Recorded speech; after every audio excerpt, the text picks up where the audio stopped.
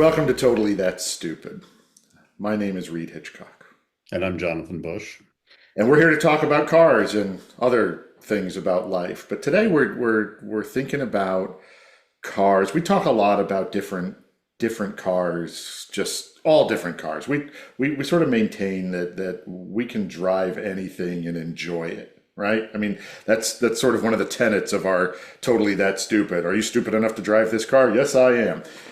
And so one of the things we've talked about is cars that we would enjoy owning, but would be sort of embarrassed to admit, right? Sort of in a vacuum. It's more cars in a vacuum. It's We would not necessarily be embarrassed to own them, but we wouldn't want to have to justify them, Fair, right? Because fair. I feel like Reed and I, for years and years and years, and we definitely have our biases. I'll preface my next statement with that. But to Reed's point, we can have fun driving anything. We've talked about, you know, chasing a Euro M535 over Donner Pass in a Lincoln Town car, and that was really fun. We've talked about all sorts of different ways we've had fun in cars. Um, but not everybody gets that, and people have, everybody, including ourselves, have our biases. Oh, well, I don't, how could you ever have fun driving a Lincoln Town car? Well, Lincoln Town cars are awesome, right? Absolutely. Right. So, Especially the ones with the bun warmers. yeah, yeah, especially rentals. Right. Right. Rentals are the best Lincoln Town cars. Um, so we started thinking like, okay, what would we want to have for a little bit or longer than a little bit that we, again, sort of in a vacuum, but how, a car we would enjoy, a car we could have some fun with, but, and we would certainly take it to Cars and Coffee or take it to the store or whatever, but we wouldn't necessarily call our more biased car friends and say, look what I got, right? Or you'd have to be sort of ready to brace for the mocking because Right. you know it's coming. You could have done this other thing, right? Well, of course, that's a whole different conversation. For the same money, you could have gotten, insert Right. any number of But I cars. feel like that's more our conversation, as opposed to other people. Most of my other car friends are like, yeah, I don't know that I would have gotten that. You could have gotten a lot of other things for that, regardless of what that is, or the well, that seems out of character for you. That I've gotten before. I remember when I bought a brand new 2012 Kia Optima. I think I probably said something to the effect of, well, that seems out of character for you. Well, what was funny was I took my daughter to soccer practice, and I'm in my brand new Kia hybrid, carpool exemption, all that. And I thought they were good looking cars. I mean, honestly, that was the Audi designer that went to work for the Koreans and was doing some neat stuff with design. And I thought, how bad could it be? And for the year and a half I owned it, it was fine. But I go to soccer practice and I pull in, and one of the moms, who's one of like the Uber moms, right? The ones that's involved in everything, with their kids and whatever. She walks up and she goes, "Well, that's not a Mercedes."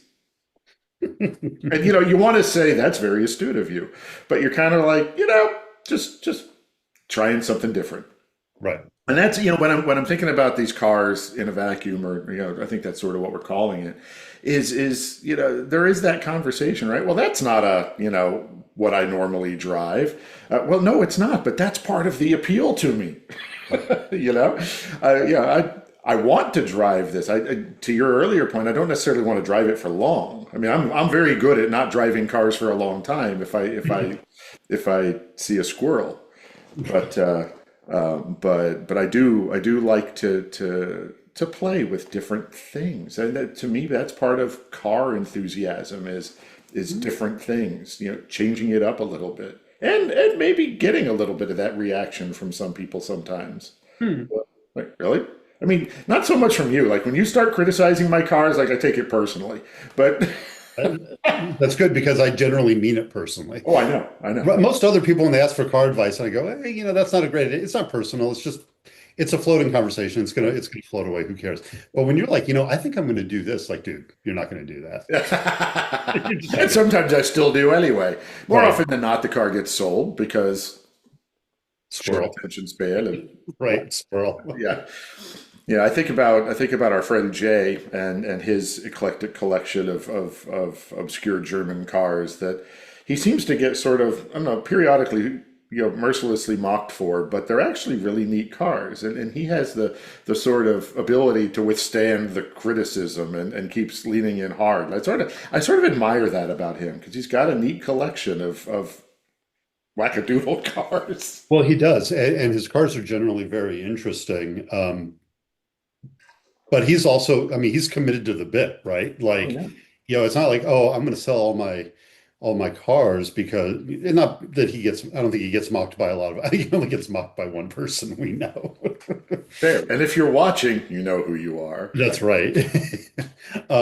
But he's committed and he loves the cars and he will defend the cars and all that. So it's not a fleeting thing for him, No, right? It would no. be a fleeting thing, oddly enough, if he got out of his esoteric space and bought like, I don't know, a new E-Class. He'd be like, Right, really? right. Really? Or an oldie class. Or an old, well, in his case, an old E-Class. Like, I mean, Uh, nice car, but really? but okay, so ponder that for a little bit. So think about what cars are on your list. But while you're thinking about that, what'd you do in your garage this week? So I'm actually putting together a bit of a film about our 83 Bauer 323 BMW. Um, it, it'll be interesting. I have the full-size Bauer, the car, but I also have different models of the car. I've got literally Matchbox size cars. I've got slightly larger, they're like 138th scale versions. So I'm playing with that. How many Uh, how many Bowers did they make? uh, Ish. 12,000 over the entire run, maybe. It amazes me that they made so many miniatures of a relatively low production car like that. Well, in Europe, I get it because the cars were around, right? Yeah. If you wanted a 3 Series convertible, open top, that's what you were getting for a long time. Until BMW Like was, the fact that Matchbox, the brand, made many different variants, and yes, some of the ones I have are from Europe. They're branded, BP and M and all that, which I never. Mhm. So yeah, you're not wrong, but yeah, they're out there. It's a little weird. And even some of the really, really off-brand Matchbox sized cars, like some of those brands that you find on eBay that you've never heard of before, even they make Yeah. like, okay. Yeah, I know, especially in Europe, there's a bunch of those like very small production, like obscuro brands of miniatures. I was looking for miniatures for the SL 500, Hmm. and I was coming across all kinds of things I'd never heard of. And then they want like $280. I'm not spending $280 on a miniature SL 500. Right. Yeah. No, the Cursor 320, remember I think they're 323 Bauer tops are nice little models. The wheels aren't great because the wheels are rarely great. But the body and the interior are really good. And they made it four different colors, I think, none of which are bronze it. So at some point I'm going to buy a white or a silver one and shoot it bronze it. So I have the car. Are you going to paint the interior nutria too? Of course. Why would I not do that? So on my end, it's been actually well, relatively productive car week because after ages of contemplating it and seeing it leaned up against the wall in my garage, I got the bumper installed on the back of the E24 633 Nice. CSI. And so shiny new bumper. And now sitting in my laundry room at this moment is the front section of the exhaust that needs to be installed. Nice. But yesterday, when I got back, we actually did a dine and drive thing yesterday out in the Virginia countryside. It was a beautiful day for it. Like, perfect fall. The colors were good. Nobody broke down. Like, total good event. Um, I took the SL on that, and then when I got back, I'm like, yeah, I don't know that I'm going to use this much more this season, if it survives. That's a different conversation. Although the headlight switch failed sort of in a special way on that car yesterday. I turned it and it like didn't really feel right because an old Mercedes the headlight switch is clunk clunk. Yeah. This Yeah. one sort of went. "Eh." The Um, lights came on. If I pushed it too far, then I got a bulb out light. But if I just pulled it back a little bit, the headlights were on. So I thought, okay, I want to put the fogs on. No such thing. Like I pull out on it, they come on. You let go, and the switch just like it wasn't. The notches yeah. weren't there. So I thought, well, that's odd. So I tried to turn it left. Where you've got the parking light things on an old Mercedes. Won't go left at all. Like so. This morning I ordered a new headlight switch. I was saying, And and then the switch fully failed internally and the car burned down. things happen. Uh, so so I ordered a new Switch today. But so after I got back yesterday, I thought I cleaned it up and put it up on the lift rack and took the BMW off because the BMW, now that the bumper is done, I don't need to do anything underneath it because I'm paying somebody to install the exhaust. And so I brought it down, put the Mercedes up, put the cover on it, and I put some fuel stabilizer in the tank just in case it's done for Mhm. the season. With the top on it and being up on the lift. I mean, out of sight, out of mind, which is where the BMW has been. Even though, I mean, I can see it, but it's a hassle to get it out. And I was talking to a guy yesterday who has a similar lift setup as I do, and he said the same thing. He goes, "Yeah, I guess once it's up on the lift, it's like it's like an act of God to make me want to like Yeah. take it down." Right, it's part of the ceiling. Right. So BMW is back on the road, Mercedes is off the road, and so that's sort of what's going on in the car world for me. I Yeah. do have a project potentially this afternoon if I manage to muster the will to do it, and that's to dig into the rear brake sliders on the Range Rover because Mm, they're. I think the issue that I'm having with the sticky rear brake is related to that. That seems to be the conventional wisdom on all the L322 forums. Is if your rear brakes are sticking, you need to replace the sliders because they get crud in them and they're not very happy about life. yeah. No, So that makes sense. wish me luck. I might Yeah. do, but Yeah. No, I'm still holding on to the season until they dump crap on the road. I'm going to keep driving cars or driving convertibles. do they brine where you live? They do. They do. They spray down the roads, and then of course when it actually snows, they dump all kinds of salt and shit all over the roads. It's I mean, just you're just done at that point. that was another conversation yesterday was just how corrosive the road brine is compared even to just rock salt. Hmm. And once that stuff's down, all bets are off. Like, everybody with the older cars, it's like, I'm done. Yeah. Yesterday, a few of the guys that have more high-end cars left those at home because the road temperatures were low and Mm. sensitive to squirrely handling and everything with Yeah, their sure. their super hopped up tires. There's a fellow with a Ford GT, and he came in his late model Supra instead because he's just like, yeah, the GT is going to be a handful on these Hmm. cold roads. I'm like, okay. I mean, and I mean, when we left, it was probably 40. Yeah. By the time we got out there and had lunch, I think it was, mid 60s. But Uh, yeah, I get it. I yeah. don't have that car. I probably would be more sensitive to it if I did. Yeah, no, we're definitely in the cooler temps. And there's nothing on the horizon as far as weather goes. And that's actually supposed to be kind of nice this week. So I should probably clean the bower up and at least get it ready for slumber. Because it is the time of year up here in the Northwoods where, oh look, it snowed last night. Didn't see that coming. Yeah. But so this is the season when we start contemplating things like, our lists of oddball cars. Hmm. Especially when we're not out there playing with our cars, it's like, what do? We play on the internet and we surf for silly cars because why not, right? You know, we could do our day jobs, but where's the fun in that? Right. He said, going into a very long week coming up. Yeah, yeah. All right, so we could go back and forth. What's first on your list? So I was thinking about this, and spoiler alert, we may have talked about this earlier in the week. So here and there, I've been thinking about it. Generally, when I'm not thinking about other matters of import. Um, I've talked about this car before, and it's a little out of character because I'm a BMW guy first, a Mercedes guy distant second. Um, and this would be strictly a daily driver. It would replace my five, even though it's a class down, I think, size wise. Jag S type. Mm, Yeah. Yeah. The one and only S type I've ever driven was it green on black or green on tan? It was green on black rental V6 in San Diego. And I loved it. really? Yeah. Yeah. Really? It was a little different. What spec?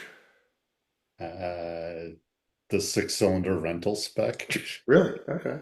Yeah, but I mean, I don't want the six-cylinder rental spec, right? I either want an S-Type R or even a nice V8, right? Hmm. Yeah, What do you know what the sort of approximate power out of those was, with the eights? I I don't. don't have a clue. It's a naturally aspirated 4.2, That's so gonna be mid high 200s high probably. twos, yeah. Yeah. Yeah. Um, but I like the way they look. I like the size. I'm more of a, we've talked about this before. I'm more of a 3 Series, 5 Series guy. You're more of a 5.7. Hmm. But this sort of fits in that mold.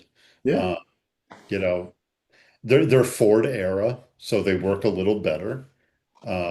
I like the way they look. I think they are a little goofy looking. I think they are a bit of a weird homage to the Mark II, back when Ford and Jaguar and a lot of other companies were kind of doing that retro thing to some degree, with success and some not. But yeah, no, I dig it. Yeah, I was actually just thinking, just pondering, you're picturing that car. I was thinking, those actually look remarkably like those Infiniti J30s. And Yeah, then I was thinking, well, yeah, because Infiniti J30s looked remarkably like old Jag S types. right, right. And I like a J30. Yeah, But yeah, we'll have to put a picture up because nobody remembers what an Infinity J30 is. I like those. You never see nice ones except the right-hand drive imports from Japan. mm, And I'm sure we've talked about this on the podcast before. Any car that I can get in left-hand drive, I don't want in right-hand drive. right. And that's, to some degree a J30, but I don't want a right-hand drive 3 Series BMW. I don't want a right-hand drive 5 Series. Like I want the left-hand drive. It's just more useful for my day-to-day driving. So Like we talked about, you really don't want to do the McDonald's drive-through with a right-hand drive car. no, and I don't want to do the reacher. I mean, not that I go into my office so often, but like, I don't want to use the reacher to like try to tap my card on the thing on the way out. That's just going to go badly. I pictured it. You Yeah, have I one of know. those like those old grappling hands from the 80s, with Right. the thing. Yeah. Yeah. No, it's exactly that. It's an old person reacher. Oh, look, I dropped my card on the ground. Now I have to get out. Oh, look, there's 10 cars behind me. Yeah, this is going to go. So I like an S type. I can't remember the last time I saw a J30 on the road. I I see. Yeah, no, they didn't sell a lot of them, right? no, Because when Infinity, not to fully digress, when Infinity and Lexus hit the market, it was okay, the LS400 and the Q45. yeah, And how are we going to fill out the lineup? Oh, well, we're going to have the Camry Lexus, and we're going to have this weird swoopy Nissan that we'll call a J30. right. Yeah, I wanted that car. Great car. I mean, cool car. Yeah, Uh, those were rear-wheel drive, weren't they? Yeah, yeah, yep. Basically the 300ZX driveline, right. naturally aspirated. But yeah, no, great looking car. But Yeah. yeah, Anyway, I took us they off. sold more Jag S types than Yeah. Infiniti. There, Well, I there, mean, there, there's your yardstick. but the Jag S type, I mean, in the old days, Jaguar was either the XJ or the whatever the coupe was, the XJS, the XJ sedan and the XJS. They didn't have the Jag for three, 5 series people. You either had the big sedan or you had the coupe convertible.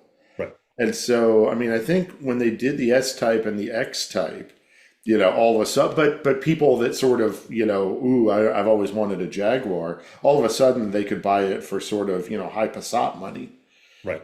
and so there's an appeal to that. Yeah. Yeah. And I think it worked to some degree with the S type. People were like, okay, it looks like a Jag, Yeah. goes like a Jag. When they got to the X type, they're like, yeah, it's a Ford. Yeah. It's just a Ford. Yeah.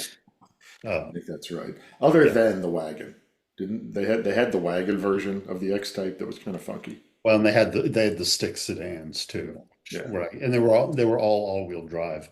Well, Uh, there was a little bit of fun there, but they were not it it wasn't was like looking at an old XJ sedan or an old XK. no, it was a Ford Mondeo. Yeah, yeah. Yeah. So Okay. anyway, No, yeah. So that's a good that's one. yeah. And again, I probably wouldn't have it for a long time, but it'd be fun to have for a little bit. So interestingly, as I wrote down a list. I think I wrote down a list before, and I subsequently lost it. So I don't even know if these are the same cars, because it's your mood changes, your thoughts change, whatever. But interestingly, I've written down. Well, I wrote down 6 cars, but one of them I sort of put in parentheses because I don't actually think it qualifies here. All the other ones are American. I Hmm. and I was it wasn't on purpose, but as I was thinking about it later, I think that especially for our generation and the cars that we either feel nostalgic about or whatever, but we're embarrassed about, it's the American cars because they weren't great cars. I mean, in No. the broad sense, when the Germans were making 126 Mercedes or 123 Mercedes or 124 Mercedes or E you know geez E23 E24 E28 BMWs and the later the later fives, they were making cool cars. The Japanese were making great cars by then, by the early 80s. I mean, the Camry came out in 82 or 83, and it was just a reliable, affordable car, and it just worked. I mean, it was a little homely in that Japanese way, but in this market, it appealed to people. The American cars, I mean, there's a reason that's the malaise era, right? I mean, they were sort of, a lot of the tech was still old, and when they Mhm. tried to make it new, they couldn't keep up with the foreign brands. And so where America had dominated, all of a sudden we were sort of a distant third in sort of, and Europe for enthusiasts being sort of number one. Right. I encompass all of Europe, maybe not the UK, but certainly the Germans, the Swedes, folks like that. Well, maybe not the French either. Germans were sort of number Primarily the Germans. I mean, um, the the Italians were Swedes in giving there the too. Italians were giving up by that Yeah, point. Italians and French and Brits were having their own sort of malaise Right. issues.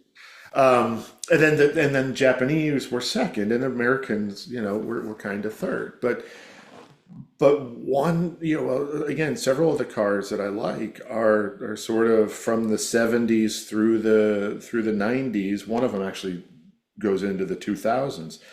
But first one I want to talk about is the GM10 Olds Cutlass convertible.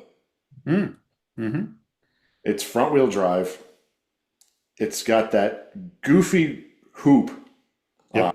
it, the grab handle Yep. across the top. Yep. I like the GM10s. I like the Grand Prix and I like the Olds. Um, I I just thought they were neat cars. Not so much the Lumina. Didn't Yeah. really do much for me. But I, I I thought the Pontiac styling didn't really translate, but I'll give you the Oldsmobile. and if you get the right one, it's got the four-place seating. Hmm. They've got console shift, and I mean the motors are known quantities. I mean I can have that car worked on at Buddy's Auto Care over in the next town over, and they can work on it because they've worked on it for 100 years. You can get it with, those came with a few different motors, starting with I think the 3.1 or maybe the 2.86. I think they went up to the 33. I don't think they ever got the 3800. Did they get the 24 valve engine in those? That's a good question. I'm going to put a little bar at the bottom of this after I look that up. Yeah. Because I think some of those had, I don't remember the displacement, but I thought they had 24 valve engines. But I mean, but they could get out of their own way, certainly. You had Right. room for, yourself and three of your friends, or yourself if you don't have any. And yeah, I think they were reasonably attractive cars, but very much of the time. Mhm. And sort of at the tail end of the most bland of the American cars. I mean, growing up, we had two A-body, GM front wheel drive cars, the Pontiac 6000s. We liked the 6000 so much we did it again. But it was a milk toast car. I mean, and the styling was, well, the interior, the outsides just looked like, if I told my kid to draw a station wagon right now, that's basically the car they would draw. But I mean, and the dashboard was just wacky. I mean, it was angles and flat broad band And yeah, speedometers and all that stuff that is just counter to all of my automotive tastes and preferences. But the old guys did it pretty well with that car. They had nice gauge packages, all the buttons, all the buttons. all the I buttons and like switches. buttons. And so do some of the people that read our blog because, consistently the articles that we've done on like 80s GM cars get a lot of hits for some reason. And it's always Yeah, the cars with all the buttons, like the Bonnevilles and yeah. stuff like that. But anyway, so old And stuff. frequently Oldsmobiles. Yeah. Actually, no, they, Oldsmobiles and Pontiacs. yeah. That Delta 88 piece Yeah, gets a lot. It's yeah. it's, it's kind of wild. So yeah, my first one's the Cutlass convertible. Hmm. I get it. So speaking of cars that have a handle, and actually my Bauer sort of has a handle, but it has door frame, full door frames also. Again, I'm going to preface this with something, and I feel like I'm I can't prefacing even a think lot. of another car that has a hand. All right, I'm curious. All right. Okay. I feel like even though we're having this conversation, and I don't feel like I have to justify things, I feel like I'm prefacing a lot, and I'm prefacing it with, I will never own another Volkswagen, Oh, except I like a second slash third gen Cabrio. Not a Mark One, like a Rabbit. I don't want a Rabbit. well, you had one. I had one, and I drove one the better part of 20 years ago, a nice one, and it was terrible. It was a really old car. Yeah. I like a four-place convertible, to your point. Mm-hmm. I like a stick. Mm-hmm. I like the Cabrio thing in that they're actually fairly solid. And it's sort of that time aesthetically that Volkswagens still looked like Volkswagens. Yeah. I mean, yeah, they were sort of boxy in that Germanic Yep. Volkswagen-ish way. Yep. Um, they were always sort of they were built from like the leftover parts of other Volkswagens, right? Like there'd be some Mark II Golf in there, there'd be some Mark III, eventually there'd be some Mark IV parts in there. It's like, oh, it's the gauge cluster from a late Mark III. Okay, that's weird. Mm. It's the drum brakes from a Mark II, but eventually they became discs. I mean, they were just weird hodgepodges of parts. Did those all have the 2 liter four-cylinder? I think so. All right, we'll put that in the notes at the bottom of the I screen. think they all had variations of the 2 liter. I think most, if not all of them, had the ABA 2 liter, which was like 115 horse. Yeah, I mean, it But could get out of its own way. My Jetta 3 had that. yeah, yeah, Um, no, I think a lot of them had that engine. But Volkswagens are like Lego, and you can build whatever you want out of them. Um, yeah, that's right. Because I've seen several people, where they've done, VR6 conversions in those cars. you can do the VR6, you can do, I think, the 1.8 turbo. I mean, Mm, I don't think anybody's put a 2.5 five banger in one, but you probably could. no. Uh, but I always thought they were decent looking cars. The tops, like the Mark One cabriolets and Rabbits, were thick and padded and generally pretty well isolated. Seats are comfy. It's very much that it's a very much old school Volkswagen vibe without being a Mark One, Yeah. and to a large degree even a Mark Two. It really is sort of Mark Three, Mark Four era. Well, when we had the Mark One Cabriolet in what was that, the late '90s, it was an '89, and it was a really old car in the late '90s. Yeah. And had a hard time getting out of its own way. I mean, one of the promises I always felt like that car made was, well, it's like a ragtop GTI. Not unless you built it as such. Well, and in all fairness, the GTI, the Mark One GTI, it's sort of probably like the Preludes are for us. Like back in Mhm. the day, great fun little car, and I'm sure you can still have fun in it, but you can have more fun in some other stuff. Yeah. It's not quite the powerhouse that I think it once was, at least in my mind. Yeah. No. So, Um, so yeah, that's what one. color? Yeah, you do tornado red. There was a nice blue that looked like Audi's Helios blue. Hmm. I don't remember what the color was. Ooh, Yeah, that with tan interior would be nice. yeah, silver on black. Like Huh? I keep telling Chris, my wife, for those at home, like I really want my next car to be a color, right? Like, yeah, well, look, another gray on gray BMW. Um, but I would do a silver on black. I feel like that's kind of a classic Volkswagen look. Hmm. And those interiors, I think, look better in the dark colors than the light colors. Yeah, I agree. I mean, the tan, I mean, you see a lot that are sort of that almost white color. It's like, a white interior, especially on a 20-something-year-old car, it's not going to look good. Yeah, yeah. But a black interior hides a multitude of sins. Oh no, it does. It does. And that interior is really, Mark III Jetta interior, like the Yeah. dashboard. And that's still a good look. And the early ones is, sort of that how do you want to, how do you balance your preference, right? Like the early ones had that kind of interesting green backlighting for the gauges, but then the later ones got that purpley blue color, which I always thought looked like ass. But Mm. it, but you want the rear discs as opposed to the rear drums. So it's, I don't know. I kind of dig them. Finding a stick with seat heaters might be a little challenging, but they're out there. They're out there. And, Yeah, I mean, they and made a lot of them. they made a fair amount of them. When I worked at the dealer years and years ago, we didn't see a lot of them. Hmm. Um, and frequently, again, Volkswagen parts bin, sometimes they were neither fish nor fowl. It's like, yeah, this part only exists on this car and it has to come from Germany. And I can't imagine in the ensuing 15 plus years that's gotten easier. No, probably not. Yeah. So, No, I like that one. so So the yeah. next one on my list, you know this one. I have always wanted a 79 through 85 Buick Riviera. Yeah. Yeah. I really like the convertible, but I like the coupe too. Hmm. It is everything that was right and everything that was wrong about General Motors at that time.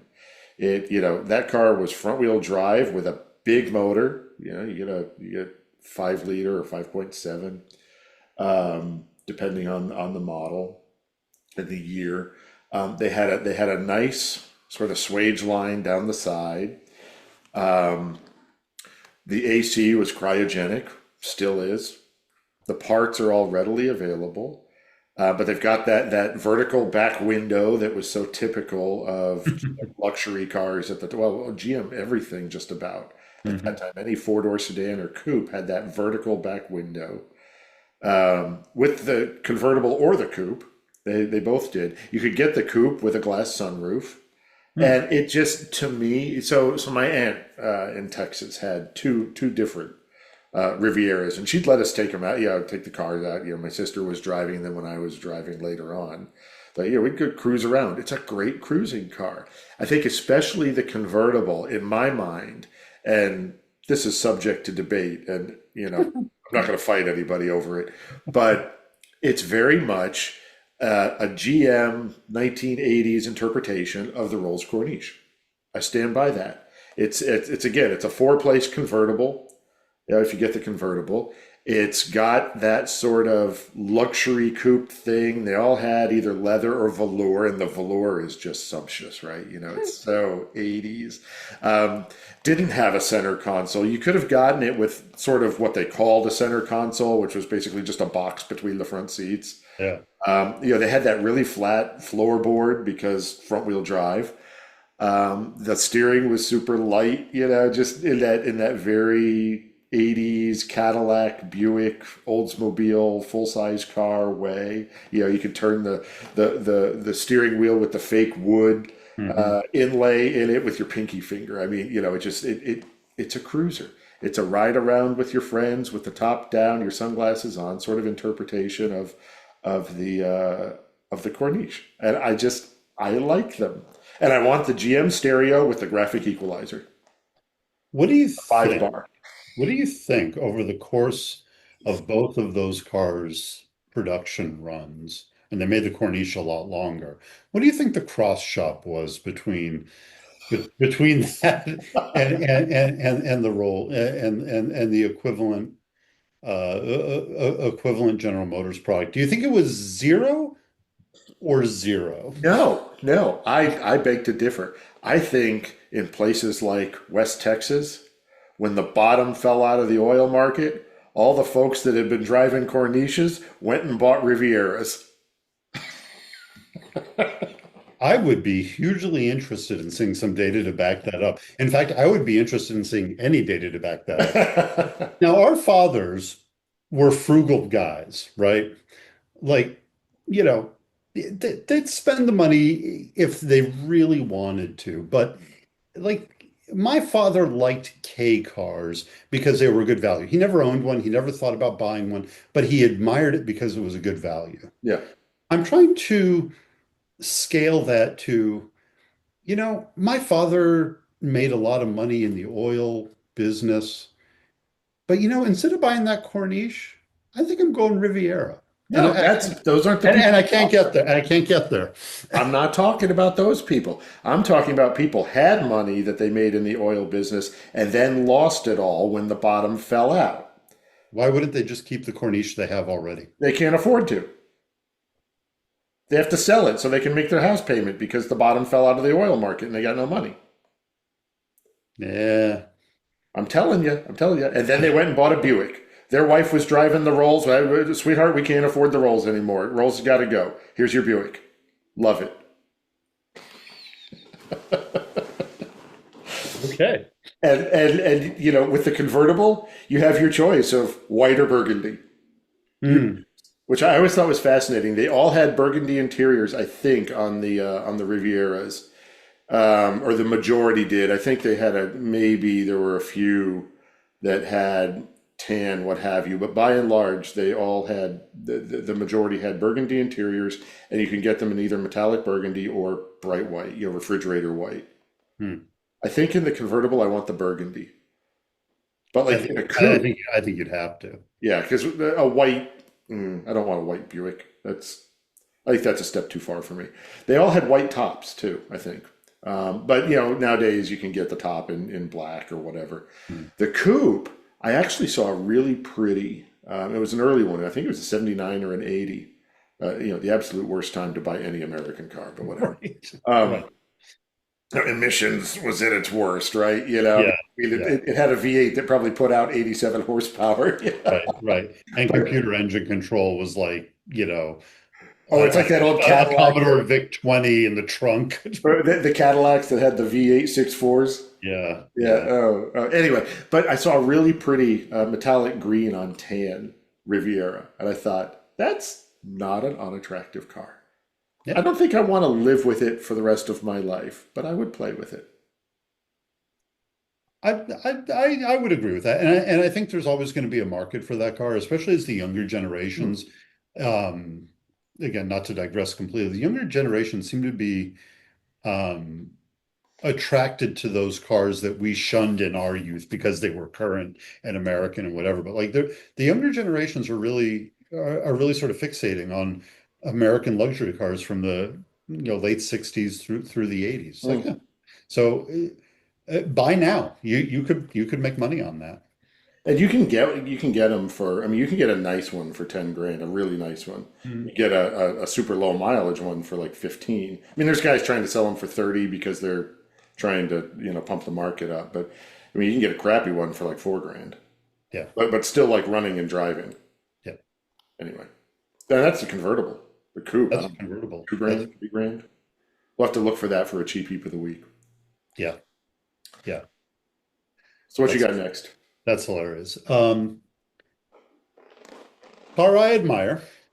So it's a badge job. Speaking of General Motors cars, actually, yeah. Speaking of General Motors cars, sort of an extension. A car I admire. It's fairly rare. Is the Saab 92X, the Subaru. Hmm. And the question is, of course, why don't you just buy a WRX? That's what I was about to ask. Yeah. Right. Um, because I do feel at this stage, any WRX I get or would get of that era, unless you're spending all the money, is going to be third, fourth, fifth hand, Mm. thrashed car. Mhm. The Subarus, in addition to being a little more refined, really don't have that run hard, put away wet vibe, right? It seems like they were all owned by like young women in Maine. Great. I'm okay with Yeah, that. and that's not like a bad thing. I'm just Yeah, no, the only issue is they do have rust problems that all the Subarus of that era have. Um, but I think it's a nice looking car. They were all the wagon. mm, hmm. Um, you know, you can get the stick. And I think it's just a little bit of a nicer place to be. And I feel like it's a little different. Gonna get a 9.4 or a 9.7 to go with it.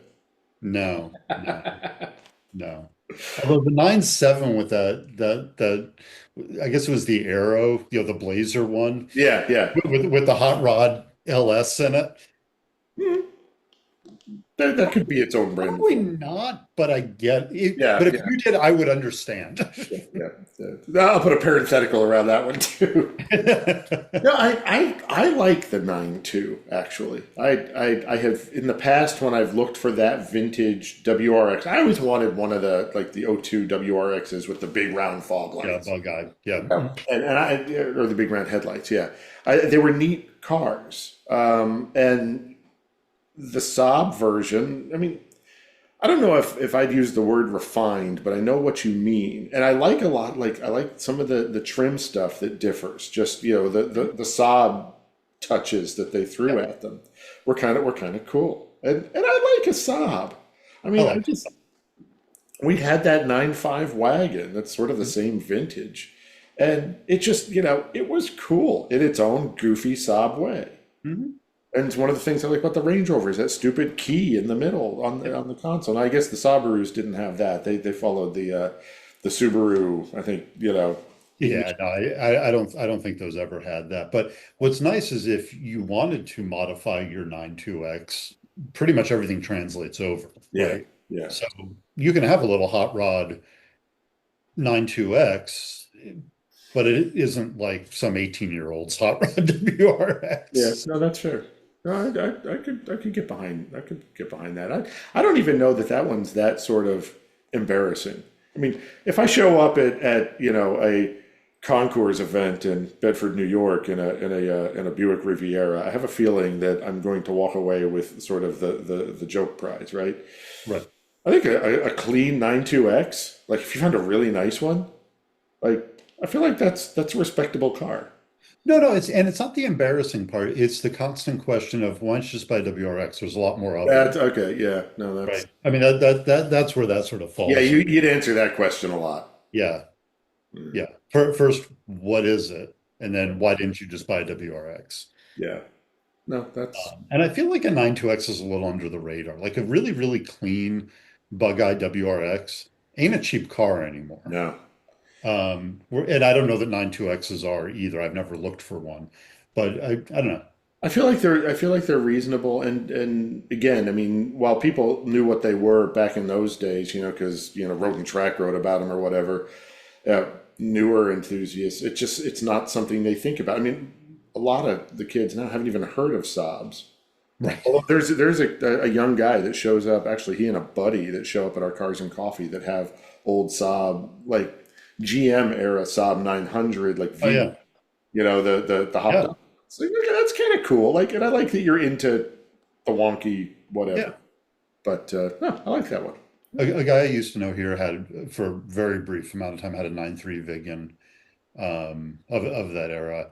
And he said it was a great car, but it was constantly broken. Like, and he may have had a bad one, but he just said, yeah, I'm always working on this car. Interesting. Yeah. But they're European in that way. I mean, the ones with the Saab engine, you're gonna have to. They need love and care, just like all the European cars of that time, right? Yeah. But I digress. All Yeah. right, What else you got? Lincoln Mark 7. Oh, I like a Mark 7. I like a Mark 7. I like an LSC, Yep.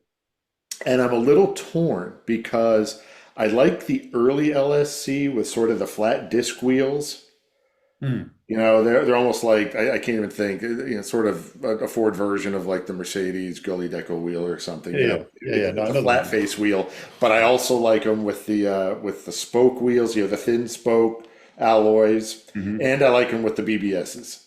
I got to go with the BBS styles. That is an iconic look. It's an iconic look, and they put them on a lot of cars. I mean, they Yeah. were putting those on Crown Vics and stuff. Grand Mercuries Marquis, and all that. yeah. So there's a lot of them out there. I like you were talking about buttons earlier. I remember the article, and if I can find it in my stash outside, I might try and shoot a picture of the article because one of the photos in I think it's Car and Driver. It just showed the console with the row of buttons that had no markings on them. Right, right. 'Cause Presumably something lit up there. I assume. And so like you had the buttons, you also have the ability to use Mustang parts on it. So you've got that Mustang 5 liter that you can do a Cobra intake. I mean, the same thing from the GT and various other Fords of the time. I mean, it's all a Fox body underneath. Yep. You Um, 5-speed swap it, 6-speed swap it. yeah, yeah. I mean, they were all automatics, but who cares? I But they mean, don't have to be. that car can you can do as much of that as your wallet and your patience and your threshold for dealing will allow. So, I, so my question is, and I agree with you completely. I've liked those cars since David E. Davis had one yeah, that he sent over to Roush when he was a car and driver. What's the embarrassment factor? I I think Because I think those cars actually have a huge following now. well, I think that it's really in our circles. Mm, So we tend to be very much in sort of the BMW, Mercedes, Porsche, those kind of circles. And when you say Lincoln, just like we were talking about the town car earlier, how mm. can you have fun? I mean, a Lincoln is a big, squishy car. And if I recall correctly, I think the LSCs, all the Mark 7s maybe had at least self-leveling rear suspension. So you've got sort of the squishy air suspension. With the LSC package, is it firmer? I'd have to look all that up. You know, it's almost like they tried to tart up an ugly car with sport, like a lot of the '80s brands did back in the day. I Hmm. think that you have to enhance it to really make it a respectable car. But will the people that you interact with ever respect that car? To me, it's why didn't you buy a Mercedes SEC? Hmm. Or why didn't you buy a 6 Series? Those were the contemporaries. Yeah, yeah, yeah. Arguably, and not even necessarily arguably, better cars all day long. Hmm. I mean, I think they just were. But the LSC has sort of you know, British people wouldn't get it. I've got a lot of friends or a few friends who are British car people. Like if I said that to them, they'd glaze over. Like I don't even know what that is. Like what are you talking about? That's the kind of car that you could see Clarkson and company making fun of on one of their trips around. Like he got the Mark V that time Right, and right. drove through Scotland and it didn't fit anywhere. I mean, it's a big tubby car. The styling is very much Ford of the '80s with the wrap over doors and all that. I mean, like a Ford Tempo.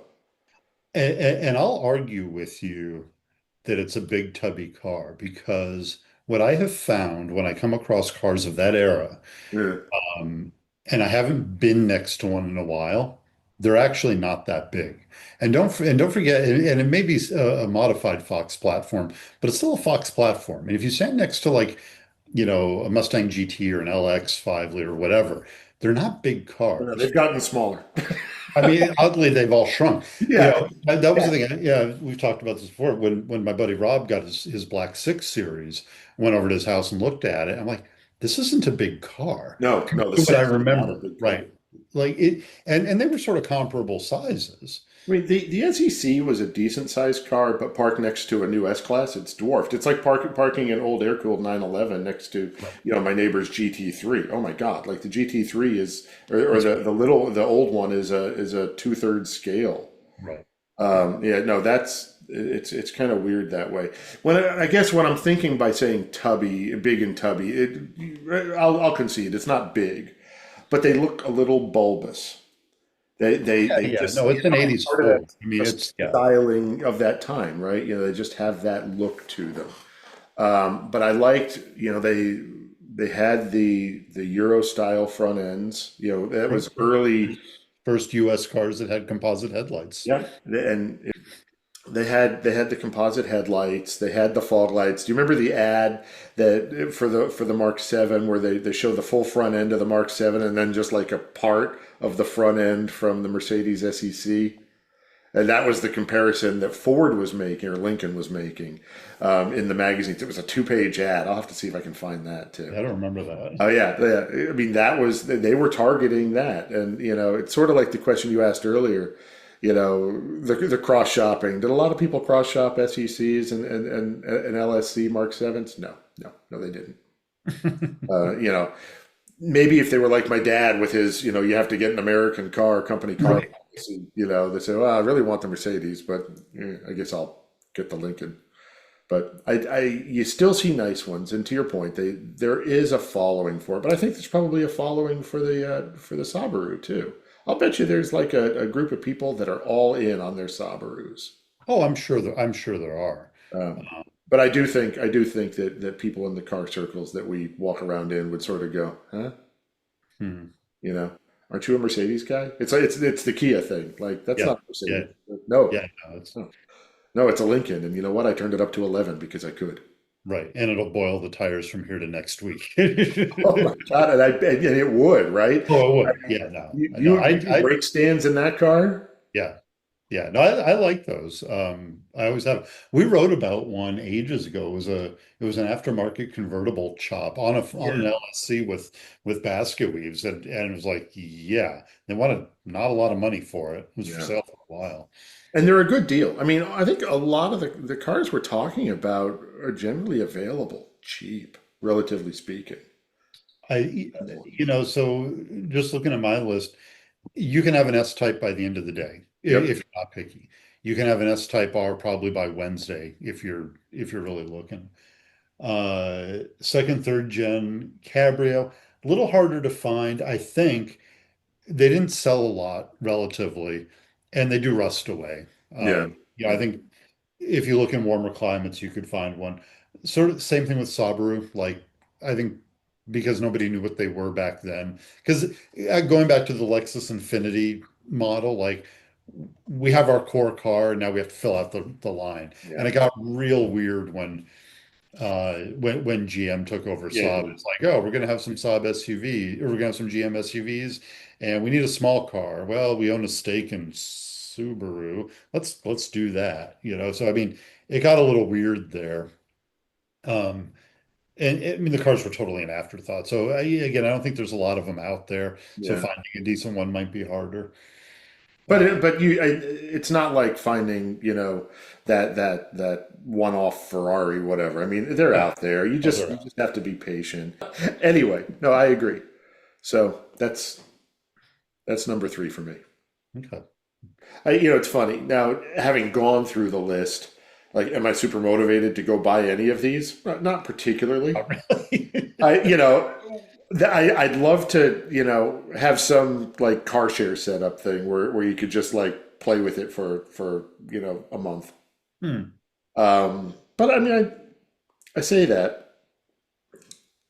if the mood hit me at the right time, I might go down one of those roads. If I was to pick any of them that I was most interested in, like I would actually consider pursuing, be the Mark 7. Hmm.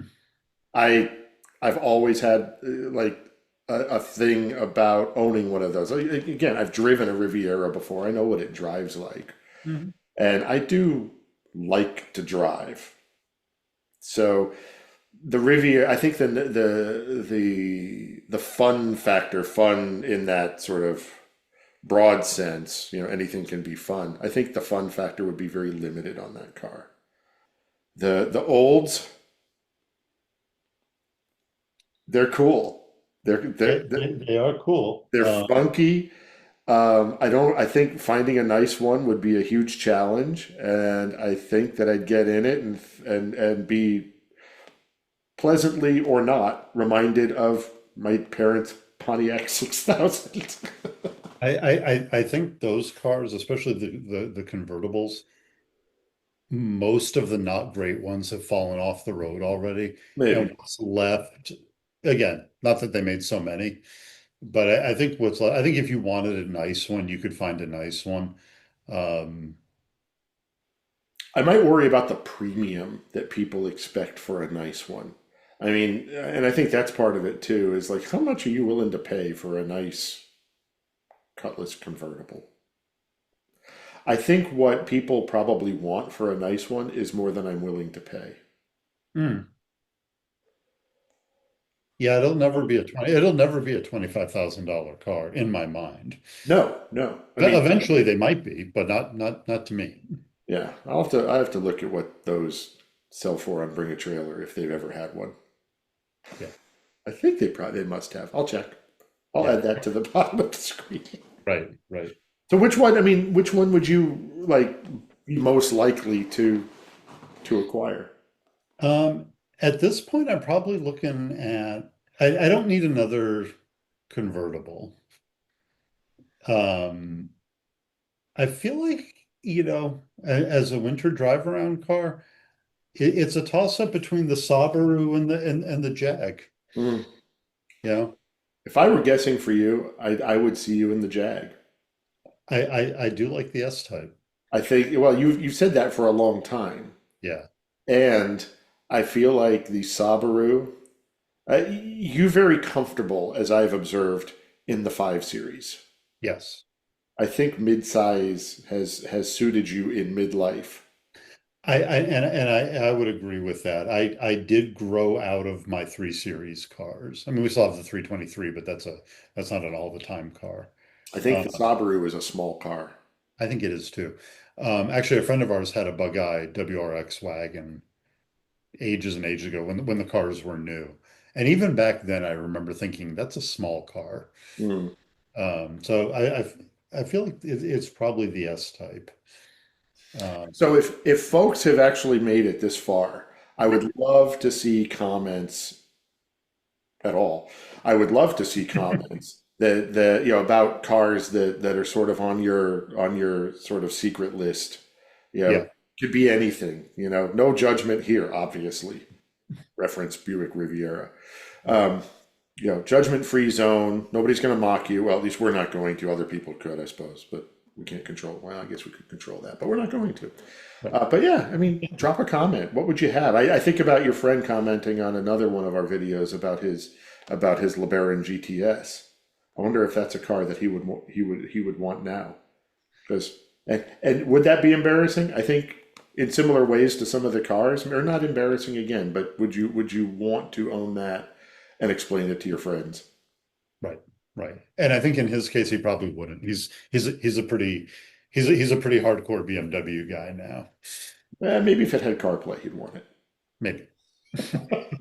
Anyway, leave a comment. Leave a Yes. comment. Thanks for making it this far if you did.